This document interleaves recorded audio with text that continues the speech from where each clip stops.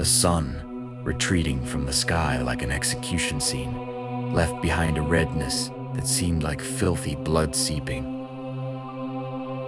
From the open wound of the horizon, when Arda noticed that the knuckles of the fingers gripping the steering wheel had turned white, the air inside the car had already grown heavy, transforming into an unbreathable lead ingot. The road had abandoned asphalt and civilization kilometers ago. Now, what groaned beneath the wheels was a mud-colored path sprinkled with dead leaves and forgotten stories. The car's headlights briefly illuminated, the trunks of massive plane trees bursting out of the darkness, making them resemble gigantic, flayed giants standing guard at the roadside. The four young people inside the car had not yet realized that this journey, which initially seemed like an adventure, was in fact a countdown to their own end. Oda, though trying to be the voice of reason in the group, had a frozen expression in his eyes that whispered logic held no authority in this region. Sitting beside him, Celine clutched the old map in her lap, its edges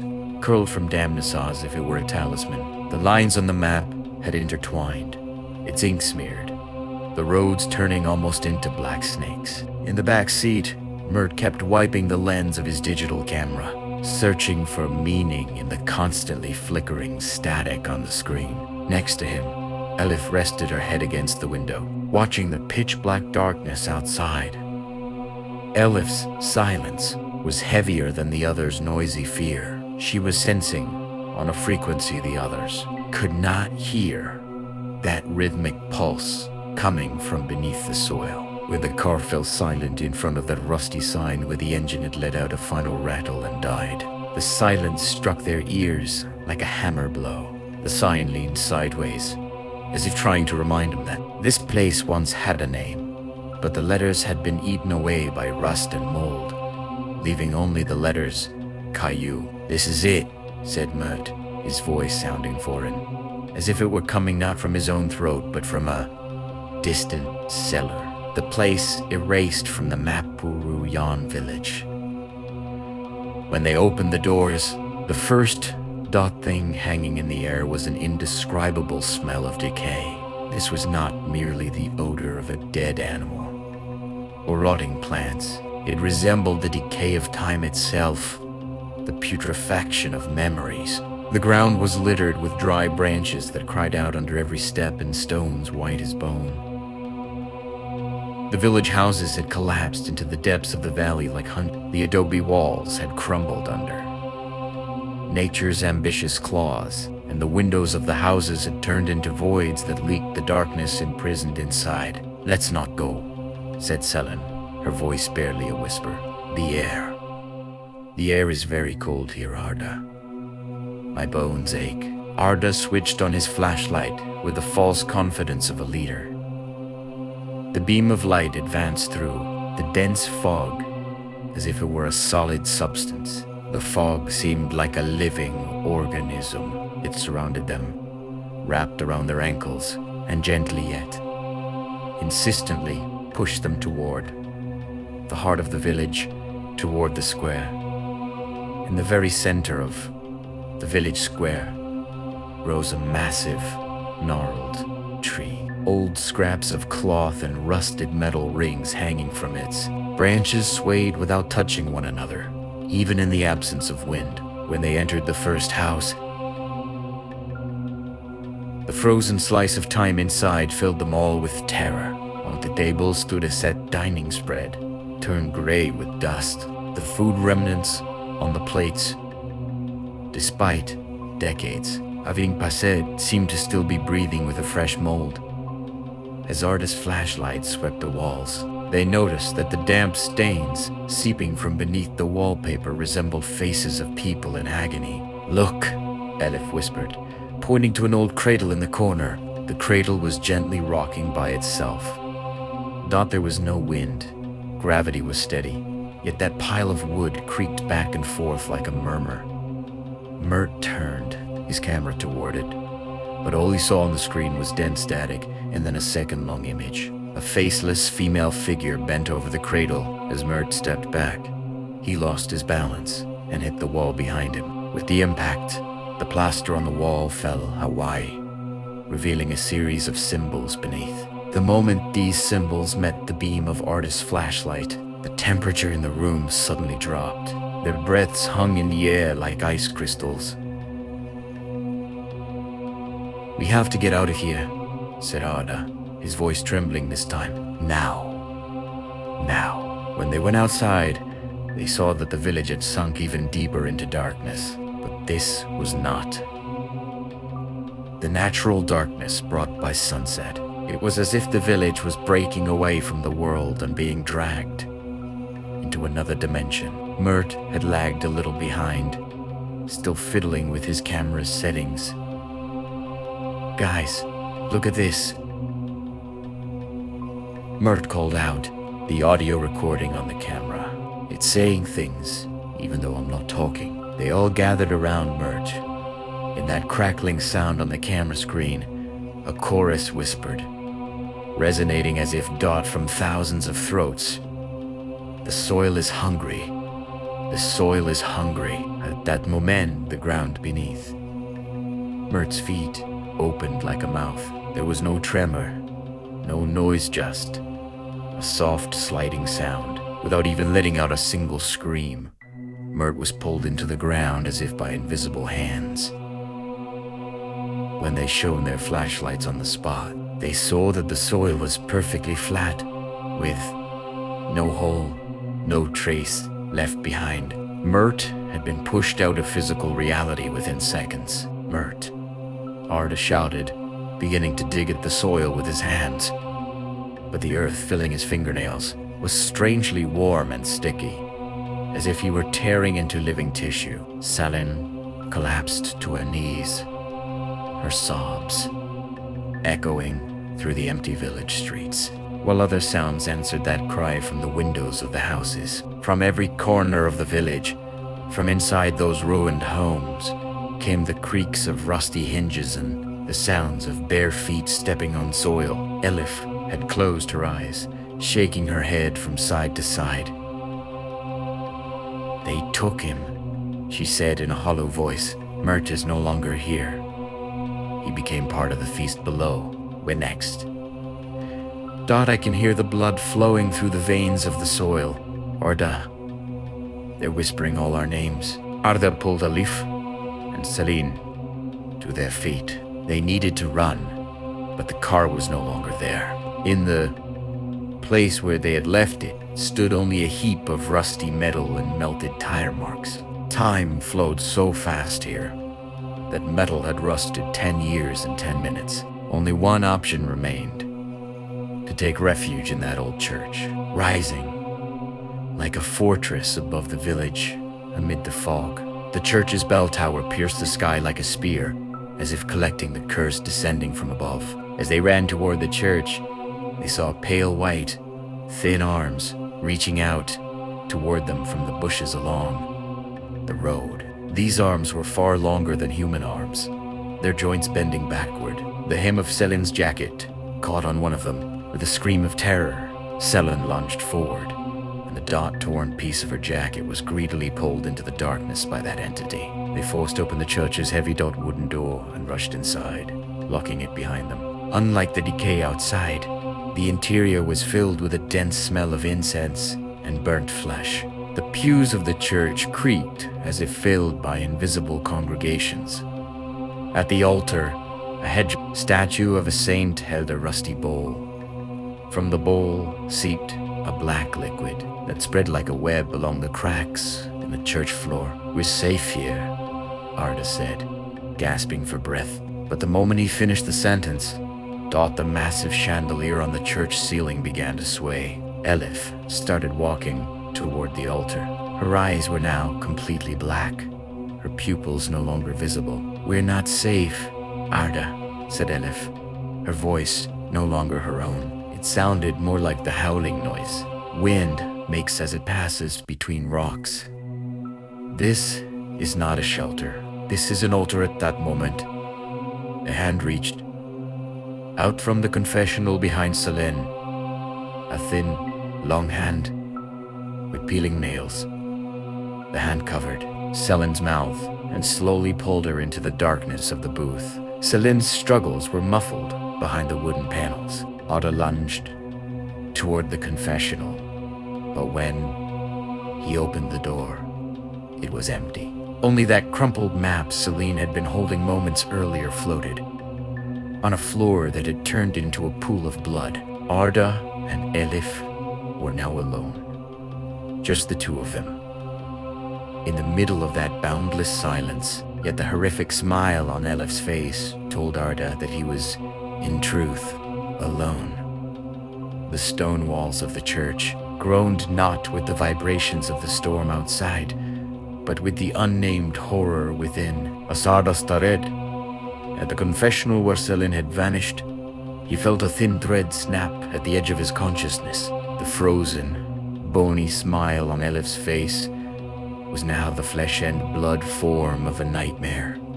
From Arda's childhood, Elif's eyes were like two bottomless wells, reflecting nothing but darkness and an emptiness thousands of years old. "You're not Elif," Arda whispered, his breath catching in his throat. Elif slowly stepped toward him, with her head lowered. Her footsteps did not echo on the cold stone floor of the church. It was as if the ground itself swallowed the sound of those steps. "Where is Elif?" Arda asked, trying to raise his voice, though the words tangled in his throat. Elif finally lifted her head. Her mouth had widened in a way that defied human anatomy. He could swear. Her jaw stretched sideways as if it had no bones. Her loud laughter scraped at the ears like the screaming cries of hundreds of old women, she said, her voice sounding as though it came from more than one mouth at once. Elif was just a vessel, Arda. Like you, like the others, just a temporary door. And now, the Captain Dot has changed. The walls of the church began to darken slowly before Idea's eyes. The old frescoes on the Dot wall-star images of saints and angels began to deform one by one.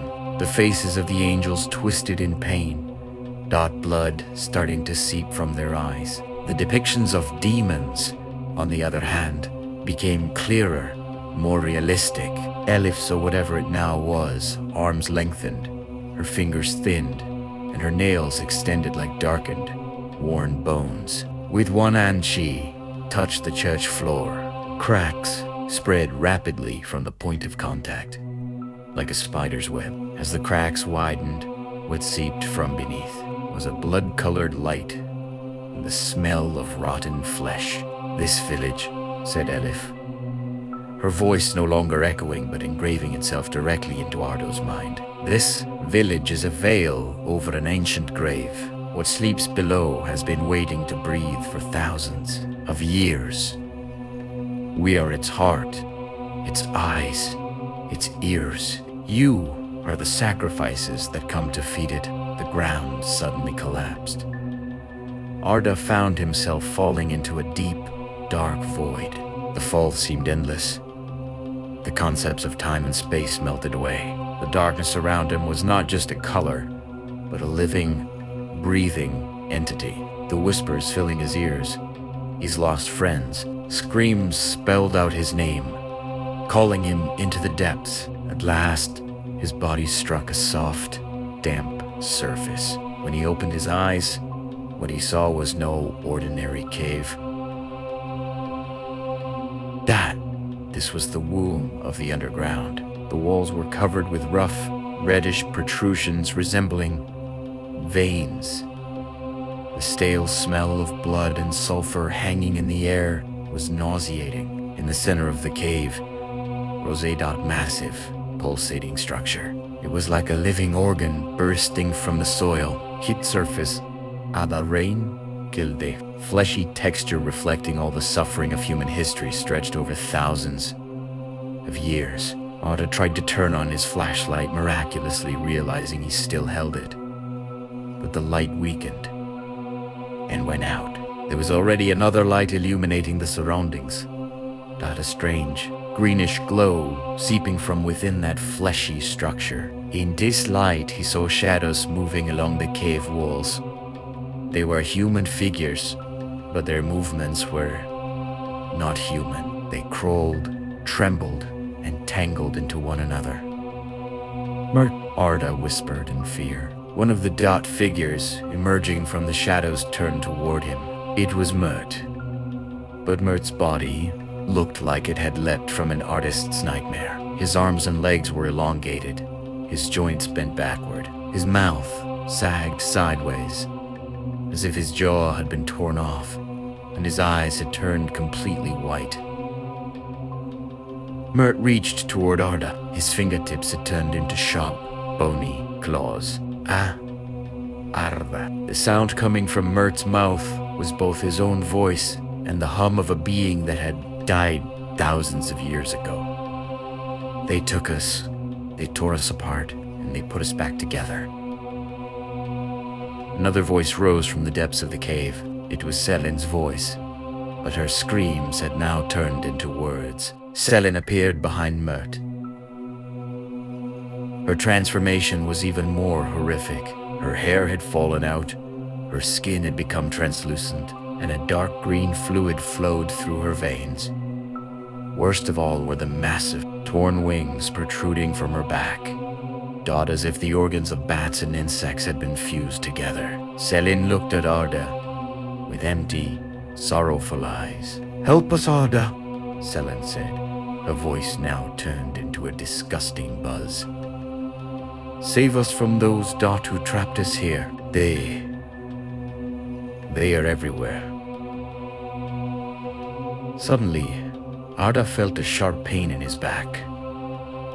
When he turned around, he saw that Elif, or that entity, had approached him. In Elif's hand was a dagger filled with glowing green light. The tip of the blade was embedded in Arda's shoulder. As the liquid seeping from the dagger began to circulate through Arda's veins, his consciousness started to blur. The pain he felt in his body was less a physical pain than a spiritual disintegration. As he struggled to get up from where he had fallen, he saw his own reflection on the cave walls, but the reflection did not belong to him.